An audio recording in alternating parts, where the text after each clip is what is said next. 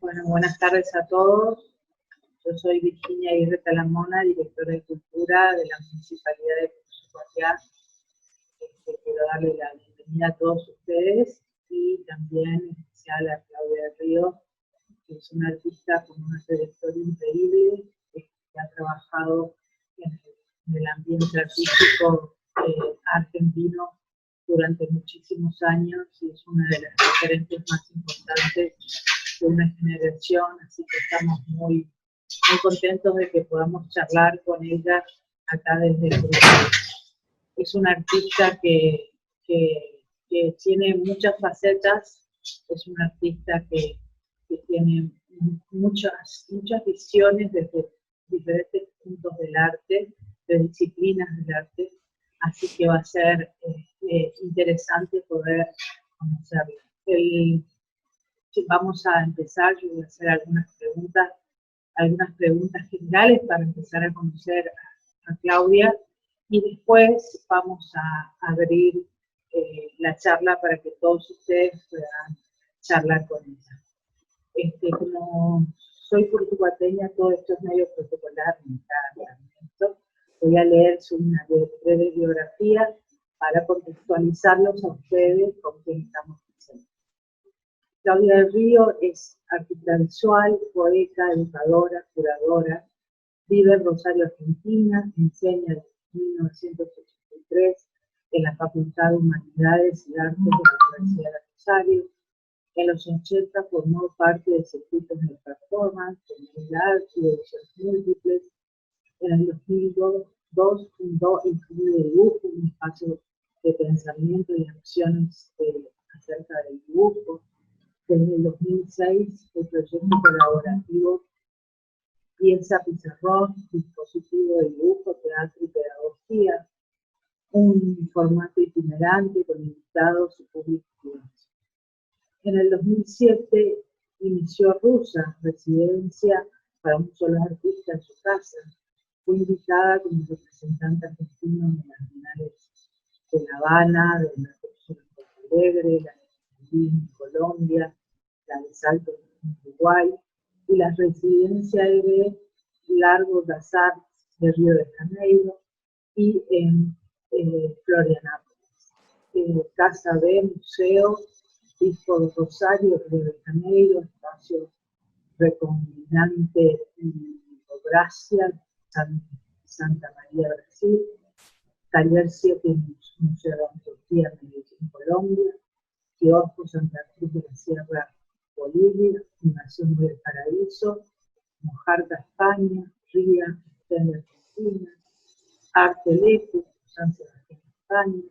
Sus libros editados son El Litoral y Coca-Cola, Iván Rosa 2012, Pieza Pizarrón, 15 de agosto 2013, Ikebana Política, Iván Rosado 2016, Reedición, Iván Rosado 2019, y Hola, el Gigante, Iván Rosado 2018. En el 2017 y 2018 se invitaba al Festival de Teatro de Cali junto a Enrique Lozano, autor de Las Esferas, una dramaturgia para la pieza Pizarro.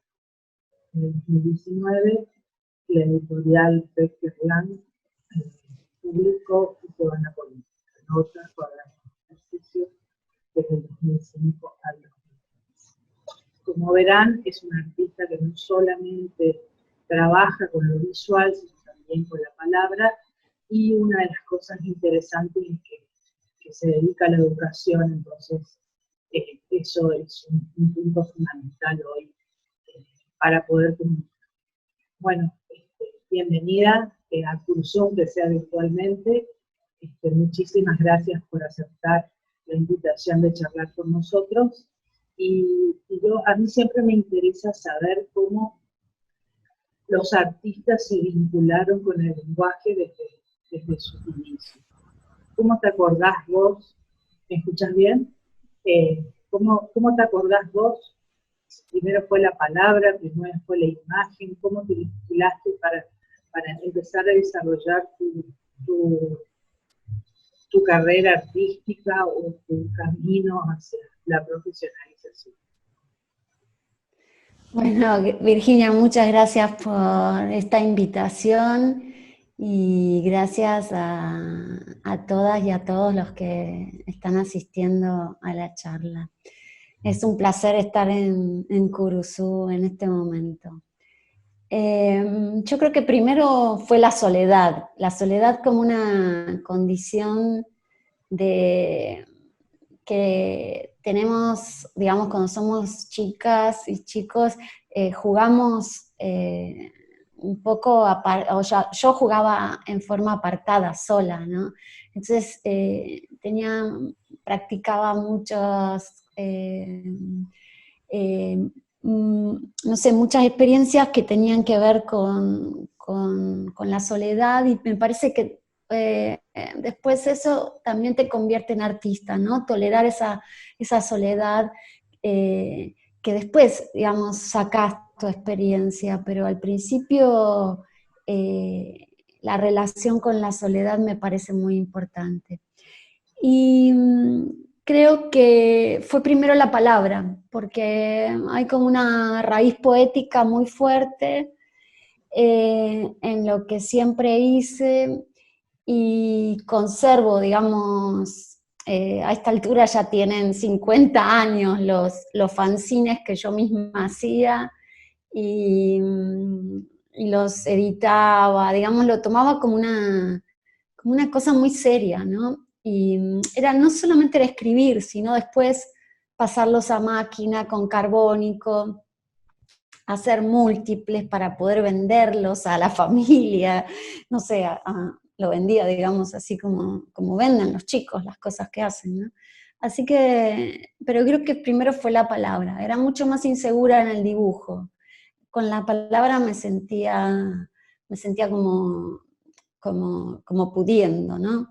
Y, eh, pero hoy ya no distingo, exacto, o sea, si bien para mí las he separado con el tiempo, en general alguna vez hice algo más relacionado a la poesía visual, pero hoy me gustan más separadas, como trabajar en ambos territorios, pero un poco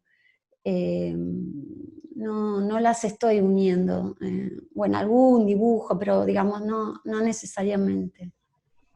Ah, o sea, nosotros acá en Curuzú tenemos una institución que tiene como 75 tipo de años, que se llama ASIAC, Asociación Cultural Curuzú Argentina, y tiene una colección de artistas modernos, porque acá hacían una época, desde la década del 40 hasta el 70, los 90, salones nacionales. Y hay una riquísima colección de artistas rosarinos. Ahora, de todos esos artistas que te precedieron y que están relacionados con el lugar donde vos vivís y de donde vos salís como artista, ¿cuál te parecen a vos que fueron los referentes en un principio, un poquito más de esos maestros de otras generaciones? A mí me costó mucho sentirme artista, porque, o sea, yo me sentía artista, pero en realidad la escuela de Bellas Artes que hice era una escuela que, digamos, podías, después de 40 años de pintar, podías pensar que podías exponer y todo eso. Así que recuerdo con una especie de agridulce toda esa situación de tener que buscar sola la, como el camino, ¿no? Pero recuerdo sí alguien que, digamos, un profesor de la facultad que fue con quien de alguna manera me distingue como con una creatividad especial y entonces me invita a ser guía didáctica en el Museo Juan B. Castañino, que es un museo con una colección hermosa acá en Rosario. Y este profesor, artista, se llamó Rubén de la Colina, digamos. Eh, Su obra se desarrolla en general en grabado, en silografía, es un maestro silógrafo excepcional.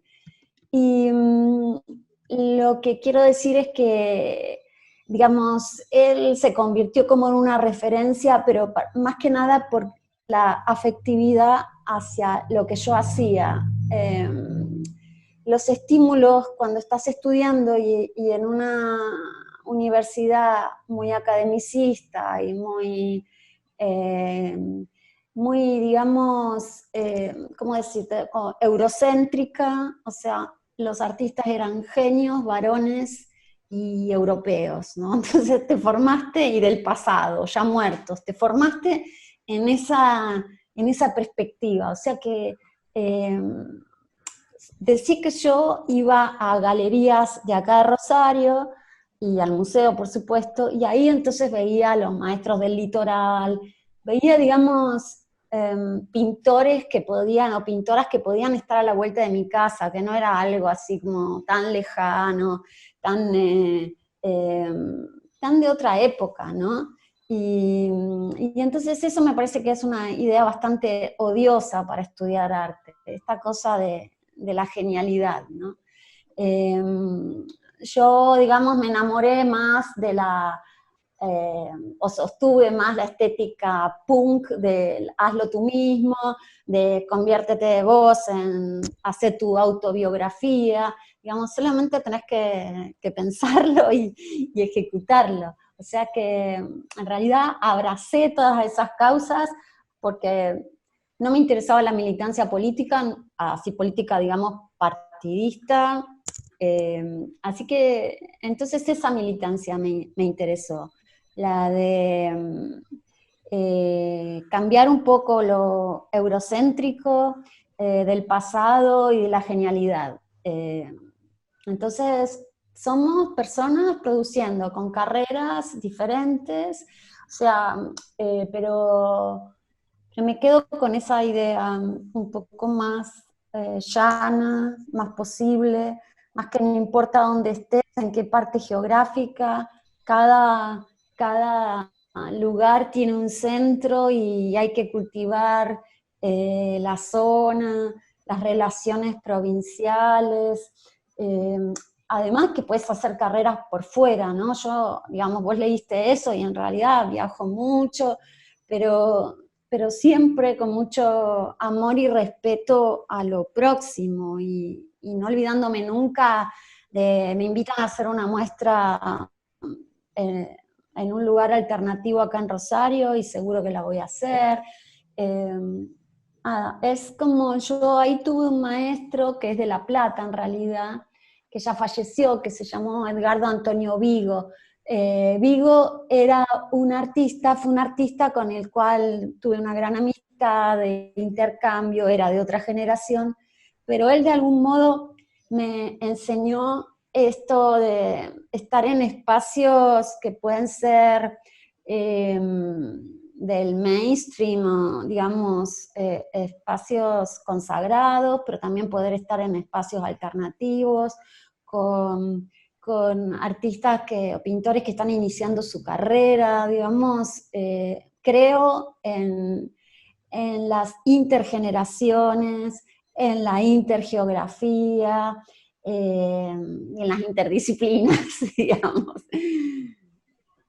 Vos sabés que una de las cosas que yo recuerdo cuando te conocí por la década del 90, finales de los 90, vos eras Sí. parte de los capacitadores del Fondo Nacional de las Artes para la beca que se daba de capacitación para artistas.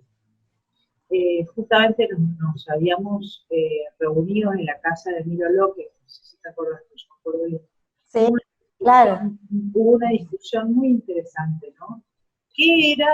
O sea, yo lo que pensaba en ese momento no lo pienso ahora ni ahí, pero está bueno volverte a preguntar.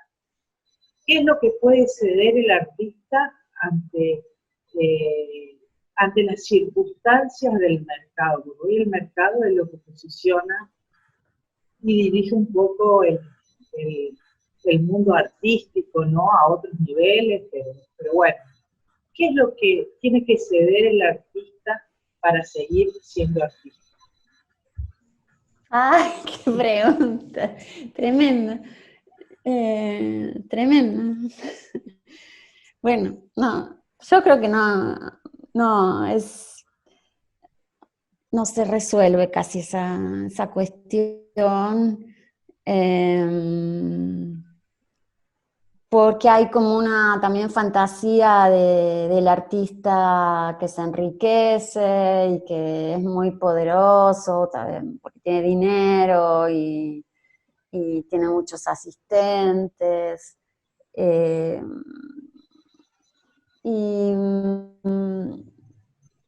quizás haya casos en los que pueda mantener una obra en esas circunstancias, pueda mantener una obra que sea satisfactoria para esa persona.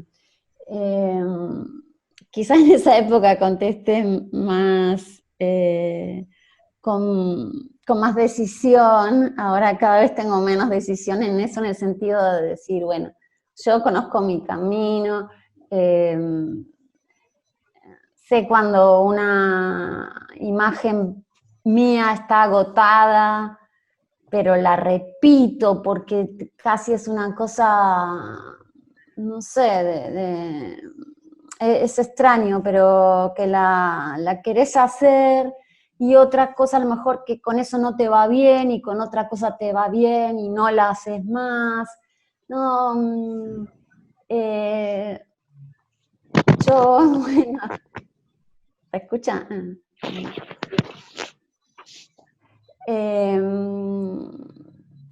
Me parece que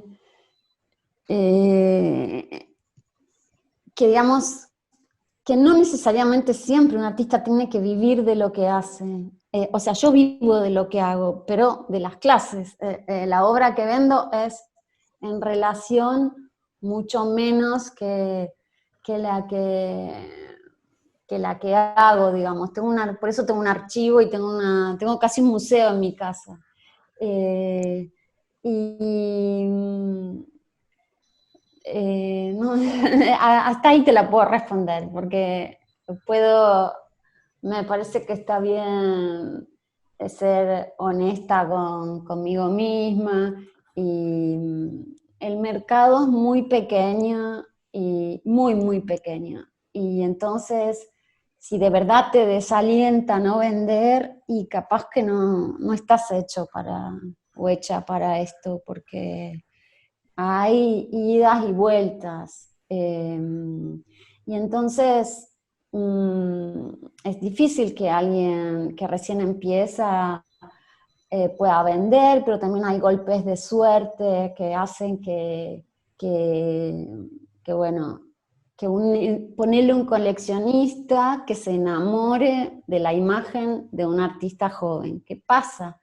Y bueno, y lo banca, y lo va a bancar, o una galería que quiera bancar a un artista joven, y lo va a rebancar, y está genial, pero es uno de tantas personas que quieren producir, y así que hay que tener una pata, una pierna puesta en todas estas situaciones reales, que me parece que hay como que está bueno entenderlas, verlas, no ser ingenua en esto, ¿no? Sino ver qué significa una galería, cómo trabaja una con una galería, qué la exclusividad que te pide la galería, cuánto te vende la galería al año, ponele. Y, y bueno, pero si sale, sale. Y si no sale, conseguir otra manera de vivir y seguir produciendo.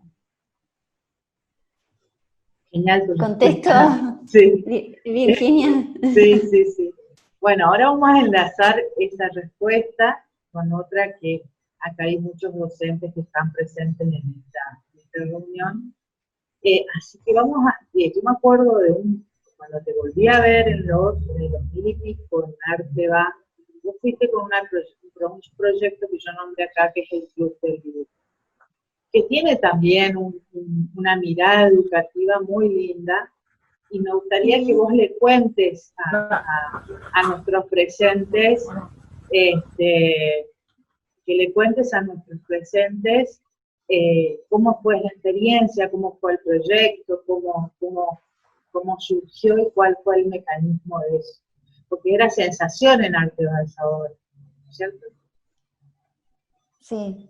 El Club del Dibujo nace en el 2002, cuando estaba en enero del 2002, con todo el desastre, había habido muertos acá en Rosario, bueno, ¿se acuerdan? Había monedas paralelas, los clubes de trueque, y ha habido como un artista que se llama Mario Gemín, un fotógrafo de Mar del Plata, y yo, que somos muy amigos, empezamos a pensar, bueno, digamos, o sea, si alimentás un mercado y el mercado no existe, hay que buscar otras alternativas, porque vivir del arte no significa obtener siempre dinero. Obtenés dinero a veces, pero obtenés una cantidad de valores que, bueno, vamos por eso. Entonces, bueno, empezamos a reunirnos, no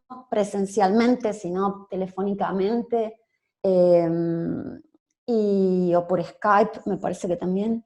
Y empezamos le salió la palabra dibujo, la palabra club, un club de amigos. Viste, Argentina tiene como una fuerte tradición de clubes de barrio, y los clubes son los clubes como reuniones más bien domésticas. Y ¿se escuchan? Sí. Y entonces dijimos, bueno, vamos a hacer un club de dibujo, y así empezó teníamos un manifiesto que era... ¿Se escucha? ¿Sí? Ah, eh, había un manifiesto que había sido escrito en 1979 por dos argentinos que vivían en Barcelona, América Sánchez y Norberto Chávez. Ellos habían escrito este manifiesto que hablaba de la promoción internacional del dibujo autodidacta. Y bueno, es un manifiesto de 2 páginas que a nosotros nos encantaba ese texto. Y, y bueno, ante la crisis dijimos, vamos a hacer algo entre amigas y amigos, y bueno, y así salió, digamos, la idea de reunirse, de considerar el dibujo como lo que está antes del sistema del arte. O sea, está el sistema del arte, pero el dibujo es un recurso de las personas. Cualquier persona va a comprar un elemento, una ferretería, y le dice, dame un papel que te haga un dibujo, digamos, porque con el dibujo se comprende. O sea, una herramienta que no solo la tienen los artistas, las tienen las personas que hacen pancartas, la tienen los hijos para las mamás que le hacen regalos, los tienen los abuelos para felicitar a, no sé, a sus amigues, qué sé yo. O sea, que el dibujo tiene una cosa poderosa y es ciudadano. Y eso me enamoró siempre del dibujo. Así que a la vez yo tenía una pizarra que era de mi abuela, que era una pizarra de marca Faber, y que eran 2 hojas de madera que adentro tenían, o sea, la madera estaba por fuera y adentro era piedra pizarra negra. Y entonces mi madre me contaba que cuando su madre iba a la escuela había poco papel, qué sé yo, y tenía que llevar esta pizarra para hacer las anotaciones con tiza para no gastar papel, ¿no? Y bueno, en esa época yo la había tenido de toda la vida a esa pizarrita, y entonces pensé en una arquitectura pizarrón y qué pasaría si fuera una casa de 2 pisos y toda tapizada de pizarrón y los dibujantes fueran a trabajar ahí, y digamos, si podías, la obra iba a ser efímera, podías plantear un dibujo escenográfico con todo el cuerpo y a la vez después volver a borrar y vuelve otra persona, otro dibujante a trabajar. Y bueno, se convirtió en un formato así muy, muy exitoso, diríamos, en el sentido de que fue invitado a muchos lados porque promueve un poco la conectividad entre las personas. Nadie siente que no sabe dibujar frente a este espacio negro. Y bueno, y eso tuvo un camino de muchos años, tuvo un libro donde todos los invitados que participaron están ahí. Estuvo en bienales. Otra inspiración en ese momento fue el teatro de Bertolt Brecht, que en una época de él, que es la época como más radical, donde hace un teatro experimental que le llama las Lehrstücke, o la traducción es algo así como piezas de aprendizaje, y entonces prácticamente los actores y las actrices entran digamos, el espacio teatral y no saben, no conocen de qué va la letra, no conocen el texto. El público está metido ahí adentro y no se diferencia de actores y actrices, y trabajan con carteles, textos con carteles, y no se sabe muy bien qué hacen, ¿no? Entonces fue una inspiración porque él en alguna ocasión dice, bueno, son piezas de aprendizaje, donde más que ir a ver un espectáculo, uno va a tener una experiencia que tiene que ver con aprender algo. Así que bueno, todos esos conceptos fueron que yo como eh, le encontrara ¿cómo decirte? La idea de un dispositivo. ¿Qué es un dispositivo? Es algo que es una estructura que se llena con distintos líquidos, con distintos materiales, y puede ser usado de diferentes maneras. Y bueno, eso es un poco el club del dibujo, esa es la pieza pizarrón, algo así es lo que mejor la define. Y, y bueno, eso también me absorbió mucha energía, mucho tiempo, y, y mucha, como decirte, o sea, si haces eso, no, parece que no puedes producir obra individual, y sí, puedes hacer las dos cosas, así que bueno, me quedo haciendo varias cosas. Bueno, a mí me gustaría que cuentes un poco tu experiencia con estas casas residenciales. Yo mi sueño es hacer una acá en Social. ¿Qué te parecería a vos? ¿Cuál fue la experiencia de todas esas residencias que participaste? ¿Y qué ves vos que aportan a los artistas? Ay, qué lindo. Bueno, te aliento a que lo hagan. Em, a ver, te vas de tu casa, de tu taller, y en general no llevas nada, excepto lo mínimo de ropas, vas a vivir a otro lado. Yo he conocido de residencias de una semana a 3 meses, que es lo máximo que he estado, ¿no? Y lo mínimo creo que ha sido una semana. Y, tanto fue mi fanatismo por las residencias que llegué, digamos, a armar una muy pequeñita en mi casa, donde durante varios años he recibido artistas. Y, y entonces me parece que es la conjunción de varias cosas. Um, primero que es irte de tu casa o de tu taller, irte, digamos, como somos en general personas muy sensibles, entonces nos afecta la condición física del traslado, del cuerpo, el cuerpo se va, y bueno, y empezás ahí como a registrar y a estimular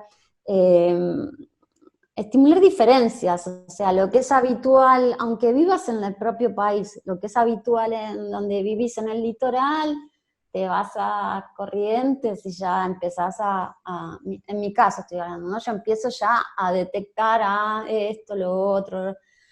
Bueno, a mí me gusta mucho trabajar cuando voy de residencia, me gusta mucho como detectar qué es lo diferente, qué materiales hay, qué es específico de ahí que yo pueda recoger, comprar, ponerle, comprar, pero si no, recoger digamos, que pueda tener la impronta del lugar. Es de las cosas más interesantes, em, que esté, digamos, alcanzado por lo que pasa y que tenga la marca del lugar, digamos. Después el intercambio con las otras personas, ya sea que viven ahí, que están también en residencia. He estado sola o he estado con muchas personas y he estado con muchas personas, ponele, de distintas disciplinas, que eso también es muy copado porque como que te enriqueces por los comentarios y por las experiencias de disciplinas diferentes. Y, y entonces, y sola también está, porque también a veces cuando estás sola, haces muchos vínculos con los vecinos y las vecinas, y entonces por ahí no estás tanto con tus compañeros, sino que estás más con las personas locales, ¿no? O te llevan a conocer tal artesano y podés pensar una obra con esa artesana, o te invitan, bueno, ya que estás ahí, voy a leer un poema, no sé, en la Casa de la Poesía, entonces, bueno, vas a la Casa de la Poesía y me parece que es un dar y recibir, que nos nutrimos todos y sí, a mí me recambió la vida la idea de residencia. Y bueno, pero hay que pensarla en forma sencilla para que sea posible y no imposible, ¿viste? De no algo tan delirante que después no lo podés llevar nunca a cabo, sino realmente algo sencillo. Porque además, si alguien viene de afuera, lo que quiere es eso, estar fuera y conocer otro ambiente. Así que todo me parece que suma, como... eh, sí, no, soy fanática de eso. Bueno, muchísimas gracias por la respuesta y yo voy a abrir al público si quieren hacer alguno de ustedes una pregunta, le habilitamos el micrófono. Me interesaría también, que me faltó un poco preguntarte, pero bueno, mientras ellos van pensando, es la palabra. A ver, ¿cómo te parece que la palabra juega hoy un rol en tu obra? Dijiste al principio que a veces aparece, a veces no aparece. ¿Cómo tocas ese tema? ¿Cómo trabajás? Bueno, Hoy me yo siento a escribo. escribir. Sí, sí, sí, lo tomo como un... O sea, a ver, me parece que, viste que las ideas empiezan como a cocinarse mientras estás haciendo cualquier cosa, y hay algo, hay un hilito por ahí que yo me conozco las horas del día, digamos, sé que cuando me despierto seguro voy a tener, o a veces, no siempre, ¿no? Pero cuando me despierto a la mañana, temprano, más o menos temprano, o no tanto, pero tengo algo que, que quizás pueda convertirse en algo o en otra cosa, en una escritura. Y lo que sucede es que en ocasiones tengo la disciplina de ir y escribir eso y darle una forma escrita, y otras veces no, lo dejo pasar, y si tiene que retornar, que retorne, y si no, que se pierda, ¿no? O se va a transformar. Pero sí, sentarse a escribir es un trabajo. Yo me tengo que sentar a escribir por muchas razones, porque enseño en la universidad y tengo que escribir, porque acepto muchas veces textos para artistas, porque me gusta, o sea, no sé, presentan una muestra y entonces me piden un texto y bueno, y trabajo en eso, o para mis propios poemas, o este tipo de poema, poema narrativo que yo cultivo, ¿no? Pero digo, sí, a esas pequeñas ideas o te sentás o no, la dejas pasar. Ahora a veces lo que hago es que me llevo, digamos, el celu y, y cuando siento que tengo esa ovejita que me cruza, lo agarro y hago un audio, entonces lo grabo. Y después eso grabado lo desgrabo si quiero, solamente como un apunte. Me parece que esta tecnología si ayuda a que tengamos más herramientas, genial. Si no ayuda y nos dispersa, no, es una porquería, pero eh, ahora en esta, digamos, época de cuarentena, estoy un poco fatigada de las pantallas, así que lo que me parecía como súper atractivo, que era estar mucho mirando videos y lives y todas esas cosas, ahora ya me agotaron, ¿no? Así que medio que me borré ahora de eso.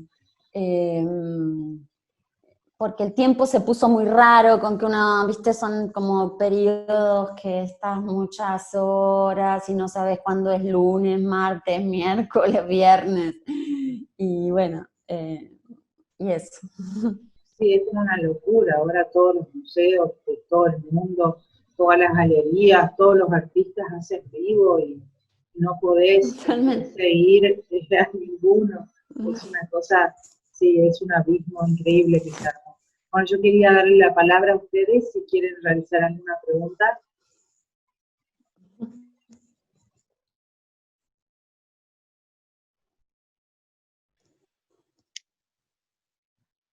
¿Qué entiende por poesía visual? Hola.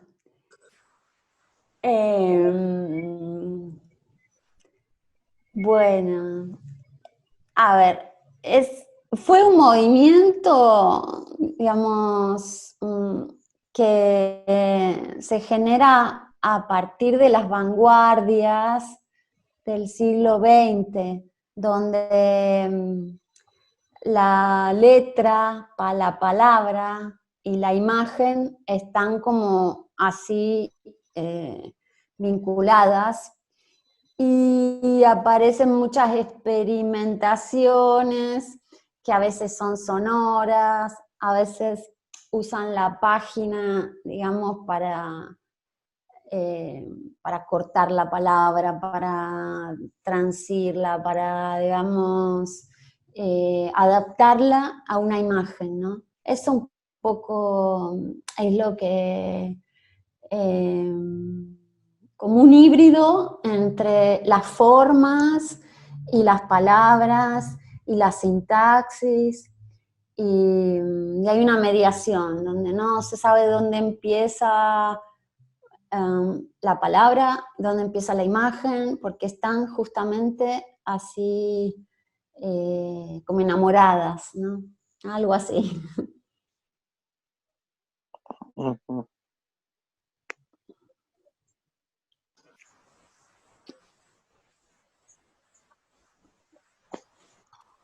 Escucho. Hola, No sé si se me escucha, si me Hola, escuchan. sí, Ahí, sí. esperame, Lea, un minuto, le doy la palabra a Romy que me está pidiendo hace un ratito.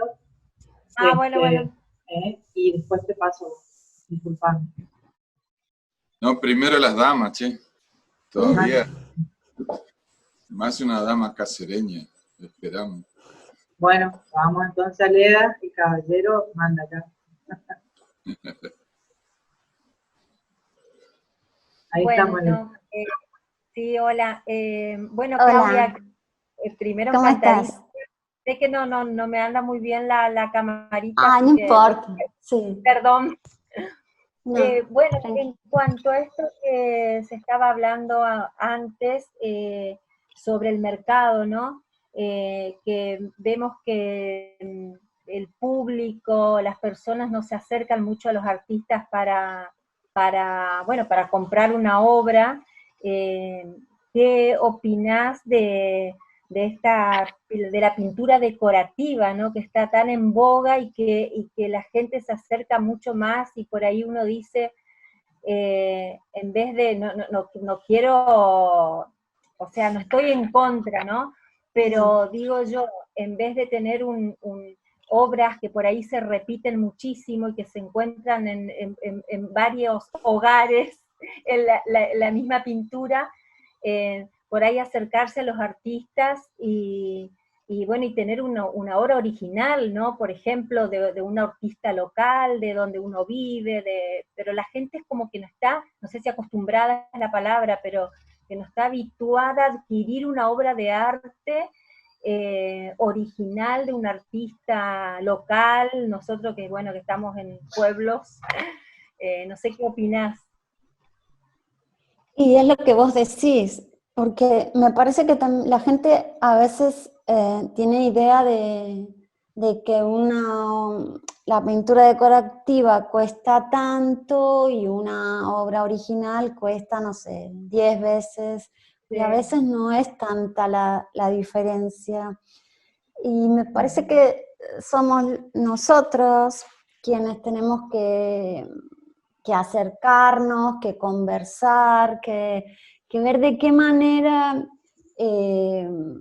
no sé si hasta estar en ferias, ¿viste? Porque por ahí los artesanos van a ferias y los artistas, ¿por qué no van a ferias? Sí, viste que también tienen que ir a ferias. Y ahí entonces es como casi educativo de explicarle que todo lo que vos te estás diciendo. Pero a veces no tenés ganas. Sí. Y bueno, con Virginia sabemos algo de eso porque estamos trabajando ambas en municipalidades de Curuzú y yo de Montecastero, y justamente es lo que creo que Virginia también estamos tratando de hacer, ¿no? De acercarnos al público y que los artistas locales, artistas plásticos se acerquen, porque bueno, se acerquen los artistas, ya que el público no se acerca a las exposiciones, y bueno, a los teatros, a las casas para exponer galerías, acá no hay, pero bueno, se hacen exposiciones en distintos lugares, casas de la cultura y eso, pero bueno, es lo que estamos tratando, ¿no es cierto?, de cambiar un poco la mentalidad de la gente, y como es también un poco cultural, Total. Y bueno, tratando de cambiar, sí. Cuesta, sí, las pero casas bueno. las casas de cultura tienen mucha, digamos, poder de alguna manera, y entonces pienso que tienen como, y bueno, pero hay que darle, digamos, es como, viste, no alcanza con una vez, y cada vez que inauguras algo, hacer una charla educativa, y que los artistas conversen llanamente, así como estamos charlando, digamos. Porque a mí me parece que la fantasía de que el arte es caro y la artesanía o la pintura decorativa no, está un poco en las cabezas. Y si no es tan así, entonces hay que ponerle los precios, no sé. ¿Viste cuando que algo que tiene precio decía, mira, no hubiera dicho?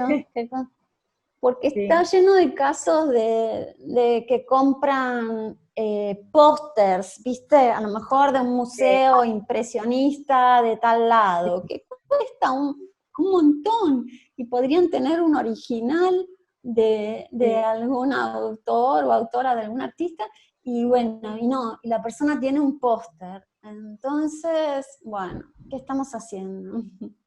Sí, sí. Bueno, tenemos mucho trabajo entonces. Sí. Tienen Totalmente. mucho trabajo. Bueno, Un gusto, sí, gracias. Gracias. Romy, podés hablar y después le doy la palabra a Elena que quiere hacer otra pregunta. Muy bien. Bueno, ante todo, felicitar a Claudia por esta charla Ojalá. y agradecerle todo lo que nos trae, su experiencia.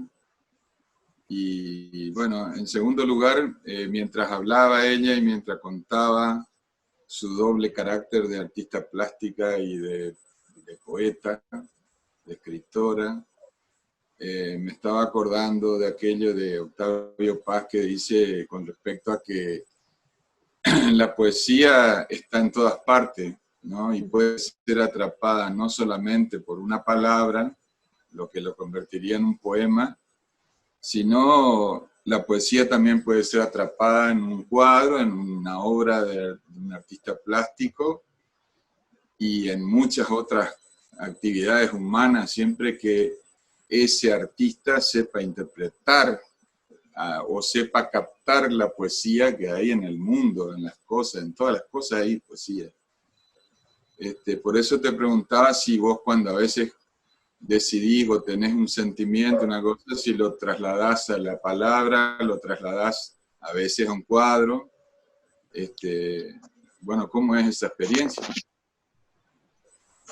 Sí, yo siento que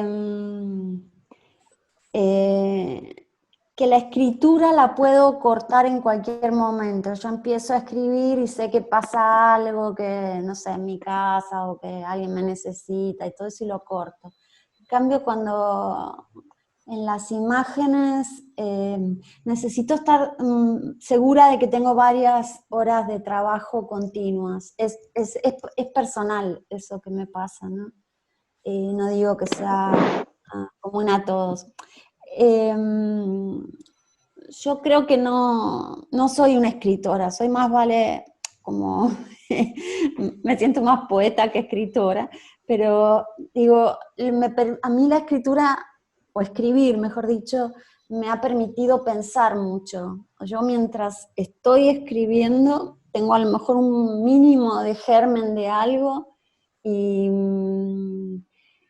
recién cuando empiezo a desarrollarlo es que lo voy entendiendo. Y entonces voy pensando, y eso a lo mejor se convierte en algo que es como una especie de teoría mía, o llámalo como quieras, ¿no?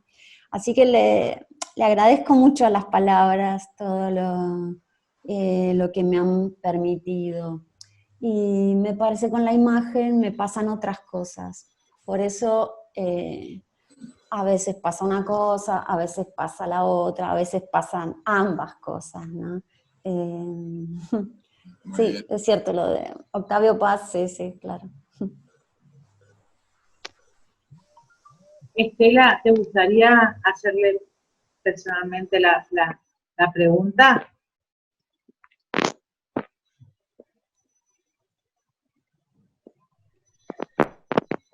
Te escuchamos, Elena.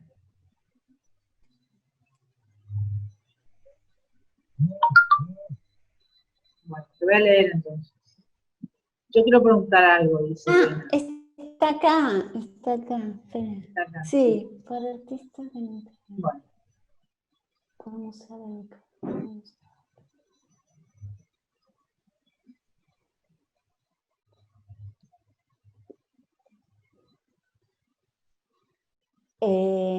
Elena. Elena, ok.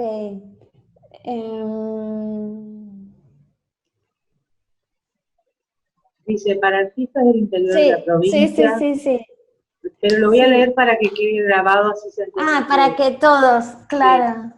Para artistas del sí, interior sí. de la provincia respecto a hacer arte para que sea tomado por un museo dedicado al arte figurativo, no un museo de arte contemporáneo. Para obtener exposiciones de 3 meses o más, si tienen algún consejo o alguna experiencia para compartir. Bueno, gracias Elena por la pregunta. A ver, exposiciones de 3 meses en general se hacen en el verano, ¿viste? Porque como que tipo diciembre, enero y febrero se hace una exposición que si no en el año no pueden ser tan largas porque necesitan como un estímulo y entonces en general son de un mes, de 20 días, así que eso ya es algo que sucede. Después, que yo conozca,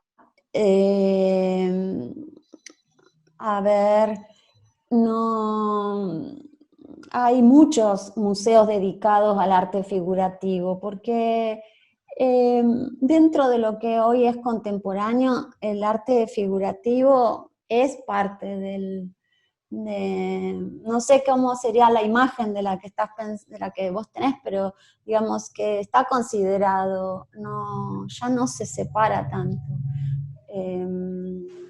Y no se me ocurre qué museo puede ser, pero en la provincia de Santa Fe hay un montón de museos, y en Corrientes me imagino que también.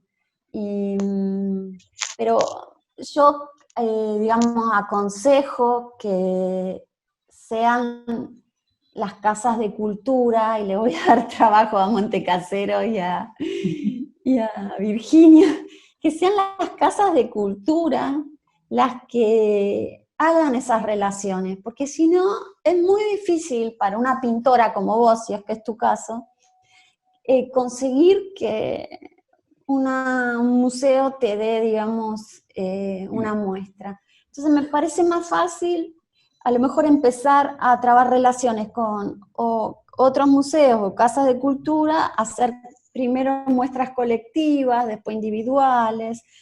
La colectiva siempre viene bien, ¿viste? Porque convoca a mucha gente. Entonces, bueno, a ver cómo los artistas de Curuzupatía, entonces es un grupo y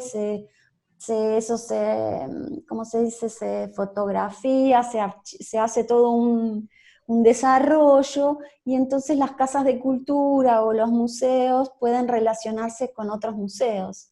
Y hay que pensar qué es lo más cercano a Curuzupatía que tenés. Bueno, empezar por ahí, por si hay lugares cercanos, y después te vas a otros lados. Pero así con nombre y apellido es difícil decir qué museo puede ser.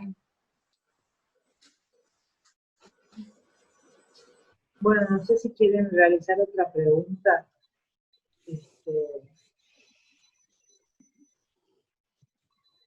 ¿Cómo cambió? Ahí se me ocurrió otra, ¿viste? Me dejan pensando y yo activo. ¿Cómo cambió? Viste que empezamos charlando en parte de la educación artística, un poco canadiensista, de otro siglo casi, ¿no es cierto? ¿Cómo cambió la educación ahora? ¿Cómo es la educación de un artista ahora? ¿Vale la pena hacerte la academia y que te enseñen el modelo vivo, copiar telas con naturaleza muerta?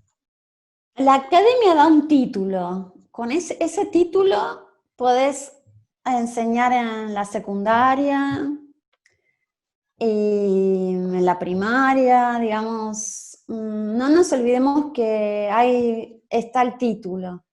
Ahora, cada vez más son los artistas que están fuera de los años de las carreras, que son muy largas, se volvieron muy largas, y muy generales. No, yo siento, digamos, y soy parte de la academia, pero yo siento que no se da respuestas a los intereses particulares de cada estudiante, ¿viste? Que ya se siente que tiene claro qué quiere hacer en su vida. Y bueno, y a veces no, pero las facultades siempre son así generales. Después es lo que hagas vos con tus intereses, tu deseo, no sé, tu camino. Pero sí, no, mucha gente opta por la universidad porque va a obtener un título que le va a permitir tener un sueldo mínimo de algún tipo en la docencia. Y después poder hacer su obra en forma libre. No sé. Todo es muy geográfico para mí, ¿viste? Una cosa es hablar desde Buenos Aires, otra es hablar desde Rosario, otra desde, ¿cómo es? Ushuaia, y otra desde Curuzú. Así que, no sé, el arte es contextual, o sea, está como atravesado por lo que sucede en el lugar. Bueno, muchísimas gracias a todos por la presencia y te vuelvo a reiterar el agradecimiento. Un placer, un placer. Claudia, para esta charla con nosotros. Hay gente que no solamente es de Curuzú, sino están de Montecaseros como Leda, que es directora de cultura, están también desde Santo Tomé. Hay mucha gente que no está viviendo en Curuzú y que vivió esta charla. Yo te agradezco la gentileza de permitirnos hablar con vos hoy y bueno, un placer. Muchísimas gracias. Muchísimas gracias. Bueno, un abrazo grande, que estén muy bien. Gracias, Virginia, y gracias a todas, gracias.